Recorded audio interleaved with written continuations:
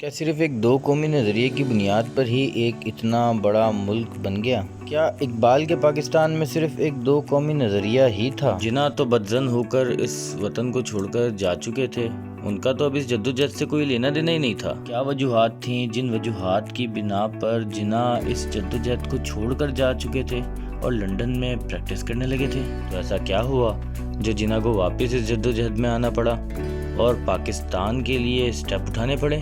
میں ہوں آپ کا ہوسٹ محمد حمار اقبال، اور مشاورت ٹی وی کی آج کے ایپیسوڈ اقبال کا پاکستان میں ہم یہی سب جاننے کی کوشش کریں گے۔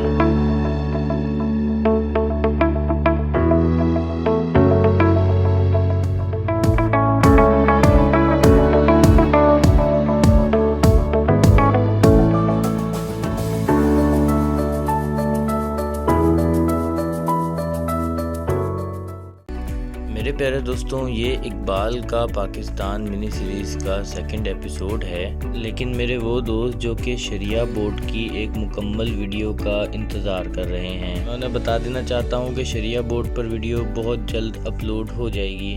پھر بنا کسی تاخیر کے واپس چلتے ہیں آج کی ویڈیو کی جانب۔ میرے پیارے دوستوں، پہلی گول میز کانفرنس 1930 اور دوسری گول میز کانفرنس 1931 میں منعقد کی گئی تھی۔ دونوں کانفرنسز میں محمد علی جناح نے علامہ اقبال اور دیگر قائدین کے ساتھ شرکت بھی کی تھی، لیکن کانگریس کی غیر موجودگی اور غیر سنجیدگی نے جناح کو بہت زیادہ پریشان کر دیا تھا، اور مزید یہ کہ جناح کو کئی شکایتیں مسلم لیگ کی قیادت سے بھی تھیں۔ انہی مسئلوں کے چلتے جناح نے سیاست ترک کر دی اور لنڈن جا کر ایک فلیٹ خریدا اور وکالت دوبارہ شروع کر دی۔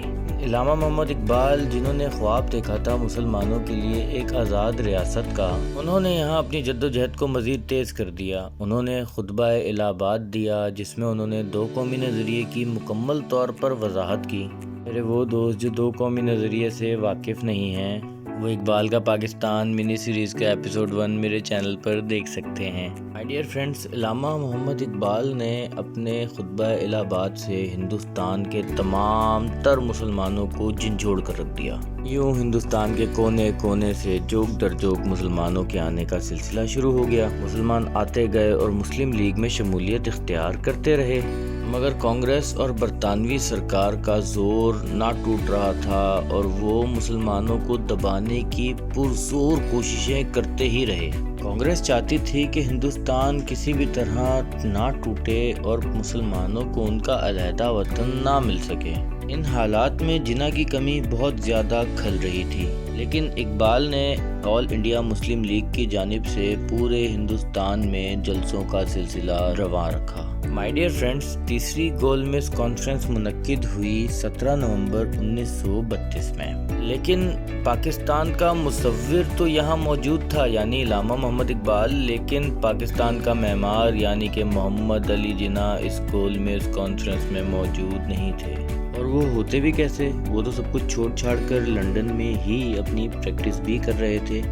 یاد رہے دوستوں، یہ گول میز کانفرنس بھی لنڈن ہی میں منعقد کی گئی تھی، اور یہ گول میز کانفرنس بھی باقی دونوں گول میز کانفرنس کی طرح کسی نتیجے پر نہ پہنچ سکی، کیونکہ مسلمانوں کے حقوق پر کوئی بھی بات ماننے کو برطانیہ یا کانگریس تیار ہی نہیں تھی۔ اول تو کانگریس شرکت ہی نہیں کرتی تھی۔ اقبال نے اس گول میز کانفرنس کے بعد جناح سے ملاقات کرنے کا فیصلہ کیا۔ یہ ملاقات اقبال نے جناح سے ان کے فلیٹ میں کی تھی۔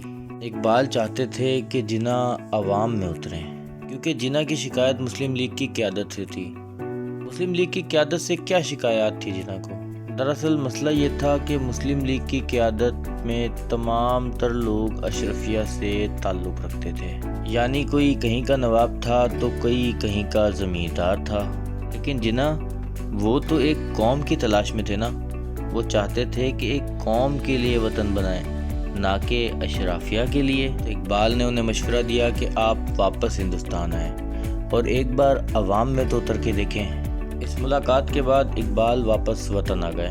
دوستوں، 24 دسمبر 1932 کو برطانیہ نے وائٹ پیپر جاری کر دیا۔ دوستوں، وائٹ پیپر کو تینوں گول میز کانفرنس کی ناکامیوں کی وجہ سے ریلیز کیا گیا تھا۔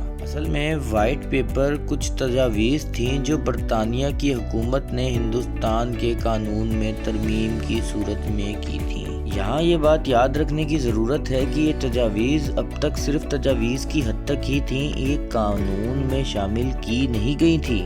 اب یہاں سوال یہ بنتا ہے کہ آخر وائٹ پیپر میں وہ تجاویز تھیں کیا؟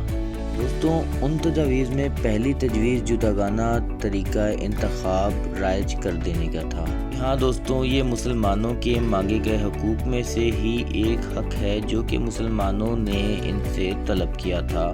برطانیہ نے تجویز کی تھی کہ ہمارے تمام تر مطالبات میں سے ایک یہ مطالبہ مان لیا جائے۔ اس کے علاوہ برطانیہ نے یہ تجویز دی کہ صوبہ پنجاب اور بنگال میں مسلمانوں کو آبادی سے کم نمائندگی دی جائے۔ مسلمانوں کی ایک تجویز اور مان لی گئی تھی۔ برطانیہ کا ماننا یہ تھا کہ بمبئی کو سندھ سے علیحدہ کر دینا چاہیے۔ جی ہاں دوستوں، یہ وہی تجویز تھی جو محمد علی جناح نے 14 نکات میں بھی پیش کی تھی۔ اور پھر اس کے بعد برطانیہ نے تجویز دی کہ سرحد کے علاقے کو مکمل طور پہ ایک صوبے کی حیثیت دے دینی چاہیے۔ جی ہاں دوستوں، سرحد وہی صوبہ ہے جسے آج آپ خیبر پختونخوا یا KPK کے نام سے جانتے ہیں۔ دوستوں، ان تجاویز کو بعد میں ہندوستان کے قانون میں مکمل طور پر شامل بھی کر دیا گیا۔ آگے آنے والی ویڈیوز میں ہم اقبال کے شکوہ اور جواب شکوہ کے بارے میں بھی جانیں گے۔ ہم یہ بھی جانیں گے کہ جناح کی واپسی کے بعد کیا واقعات پیش آئے، اور ہمیں بھی یہ بھی جاننا ہے کہ اقبال کے اس دنیا سے رخصت ہونے کے بعد محمد علی جناح نے جناح سے قائد اعظم تک کا سفر کیسے طے کیا۔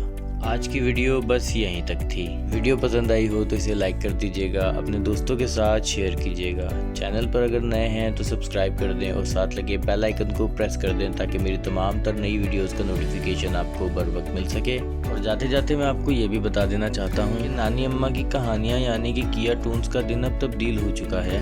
دیکھیے نانی اماں کی مزیدار کہانیاں ہر ہفتے کی شب 5 بجے صرف مشاورت ٹی وی پر۔ اپنے دوستوں، رشتہ داروں اور گرد و نواح میں موجود تمام تر لوگوں کا بہت خیال رکھیے گا۔ میں ملوں گا آپ سے اگلی ویڈیو میں، تب تک کے لیے اپنے ہوسٹ محمد حماد اقبال کو دیجیے اجازت۔ فی امان اللہ۔ پاکستان زندہ باد۔